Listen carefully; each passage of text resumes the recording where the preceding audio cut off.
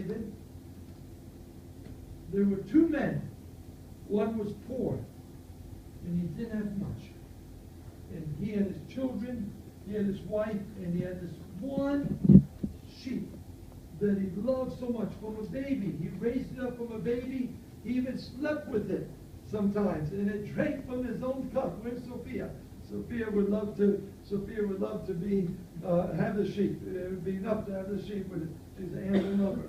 This man loved his one sheep, and there was a rich man who had hundreds of sheep out in the flock that he didn't care about at all.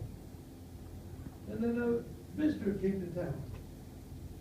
It was proper to feed the visitor, and the rich man said, "You know what? I don't feel like the hassle of getting one of my own sheep killed. This guy's got a sheep. Why don't I just take his? Nobody will say anything. I'm powerful. He can't do anything." So he took this sheep that this poor man loved so very, very much, and he took it to give it to this visitor. And David's hearing this story, and boy, he's getting more and more angry, and he's saying, "What? This happened in my kingdom? I am king. I cannot believe something this terrible happened in my kingdom. That man deserves to die. That man deserves to die." Someone would be that heartless that he would take somebody else's land who that man loved so much, and he had hundreds and hundreds of lands. And Nathan waited for that moment and then pointed his finger back at King David and said what? Said, "You are that man." And is it true that David did something that terrible? Isn't that story? Is that true? Or is it true that David did much, much worse than the man in the story? Right? Not just taking a sheep, but taking a wife. Someone's wife. And then murdering to try to cover up the taking of a wife. How much worse was it what David did? And David, hearing the word of God from the man of God, it broke his heart. Broke his heart. And we have exciting news. Pastor yesterday mentioned that we don't know from the Bible if Adam repented of the sin, of bringing sin upon the whole human race. We don't know. The Bible's not clear. I like to think he did, and that he had a right relationship with God, and a godly race came through Adam and Eve and through Seth. Yeah, as they said, we are thankful to God that we have a new son to replace the Abel that was left. But it's not clear. But with David, it's crystal clear. What does a person of God do when confronted with their sin? Pastor raised the question. He said some pastors don't even like preaching about the consequences of sin. And some people will leave the church and say, "I want to go to another church where they don't make me feel so bad about my sin." But what do we do as people of God when we're confronted with our sin? There's only one response, and that's to cry out to God. And we see this in Psalm 51. We can turn there.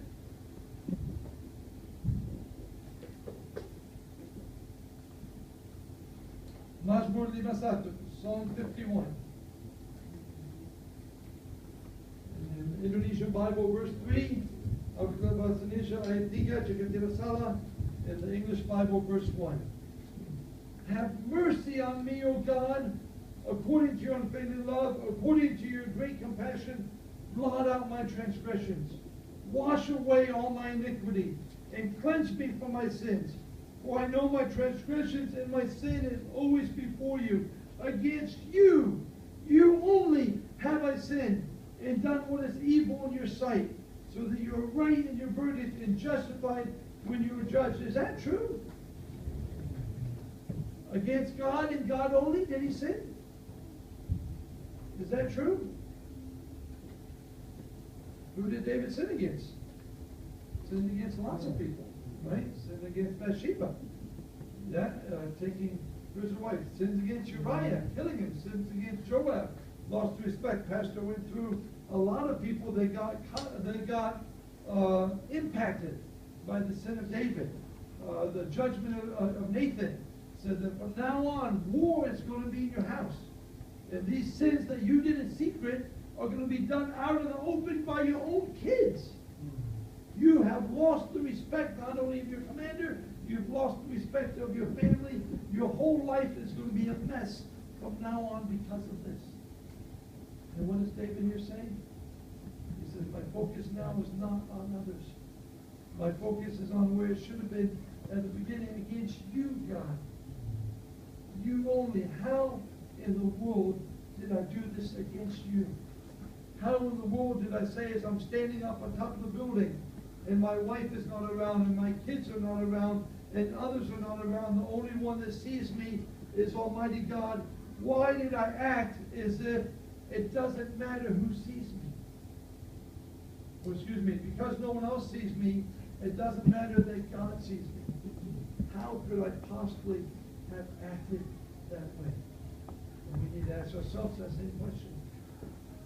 Who does it matter most that sees us? What are we going to do with our sin? Are we going to interact with Almighty God? Are we going to realize that we are sinners? Deep, deep, deep sinners. And cry out to Him. And so we have David here saying, against you, you only have I said, you are right in your judgment. I tried to pretend it was not for a whole year. In Psalm 32, it describes him during that year, not being able to sleep. This anguish overtook him, and yet he could not repent. He could not cry out to God. And here, it took Nathan, the man of God, sharing the truth of God, for him to say, yes, I have sinned. Yes, I need to get back. And what's the exciting verses? In verse 10, Bahasa Indonesia, 12, jika tidak salah, create in me a pure heart, O God, and renew a steadfast spirit within me. Do not cast me from your presence, or take your Holy Spirit from me. Restore to me the joy of your salvation, and grant me a willing spirit to sustain me. And so the exciting news is David had a sin with so many consequences. He was had a difficult life for the rest of his life because of this sin. And yet he got restored to God. And he had God holding his hand through all the incredible, incredible, incredible challenges that were ahead of him because of his sin. And so we have the choice to make.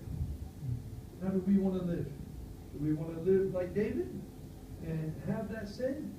Or are we going to try our best to honor God, seek God, and not have that sin that has consequences? Pastor gave a story of two men, Jonathan Edwards, and I believe it was Max Duke, if I'm not mistaken, or something like that. And they said the one man who lived an ungodly life ended up with 7 generations of valor and ungodliness. And then a man lived a godly life, Jonathan Edwards, ended up with success for many generations down. As I mentioned earlier, it doesn't always work out that way, right? We have a president who's completely anti-Jesus, anti-moral, and yet is being praised as the good president of the States. It doesn't always work out that way. And yet the truth is clear that sin has consequences. In Exodus chapter 20, in the 10 Commandments, what does God say? God says, I will punish the children for the sin of the fathers to the 3rd and 4th generation. What kind of legacy will you leave for your children? I will punish the children for the sin of the fathers to the 3rd and 4th generation of those who hate me. But I'll show love to 1,000 generations. To 1,000 generations. In heaven will you meet 1,000 generations of those who know God, love God because of you, and because of your commitment to know God authentically, and to share with them sin has consequences, and godliness has even more consequences because of Jesus Christ. And now we want to take a look at that. Romans 5, verse 17, if you can put that up on the screen.